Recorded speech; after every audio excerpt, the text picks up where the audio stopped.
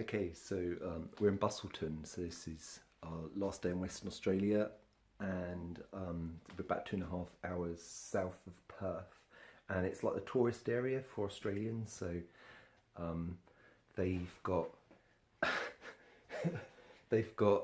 sorry, I'm sitting on John's feet. They've got like lots of things on the coast to do, like rocks and stuff, and a 1.6 kilometre pier, which they call jetty. It's actually slightly shorter than Southend Pier, so not record breaking, although apparently it's record breaking for the Southern Hemisphere. And what else have we done, John? Been to vineyards. What else have we done? That's about it. That's about it, is it?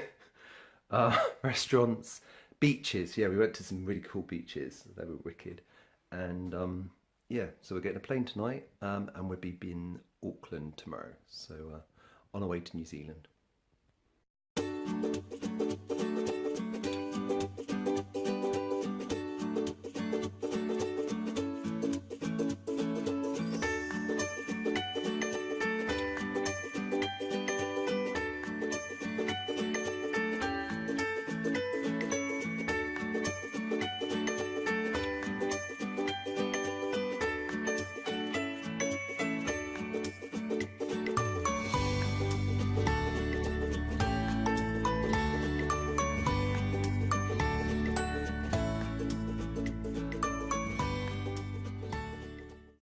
Okay, today we're visiting Fremantle Prison, just south of the centre of Perth in Western Australia, and we're following one of my ancestors, or my great-great-great-grandmother.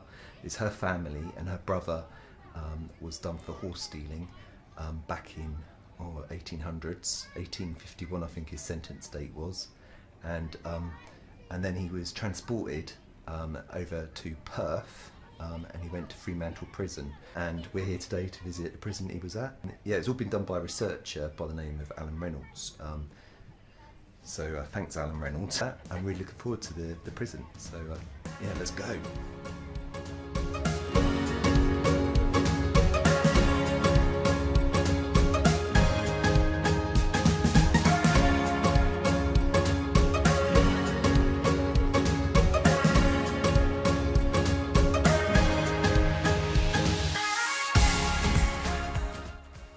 Okay, so today we're in Australind, which is an early settlement in Western Australia, about an hour, perhaps 2 hours south of Perth.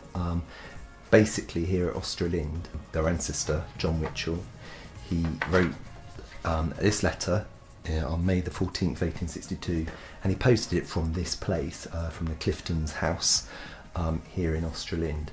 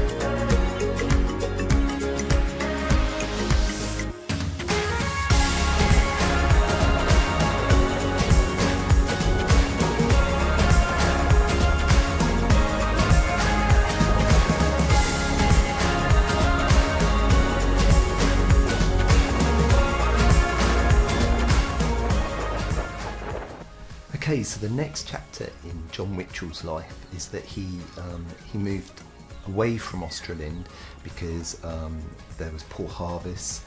The experiment had basically failed. The colony, that part of the colony had failed. So he moved north by about an hour, halfway back to Perth, where he started at the prison. And this place here is the old mill. He worked on the vineyard just behind this. The vineyard was ripped up at the end of the 1800s, and he lived, worked on this vineyard for 21 years. He lived till he was 66. He actually died here as well.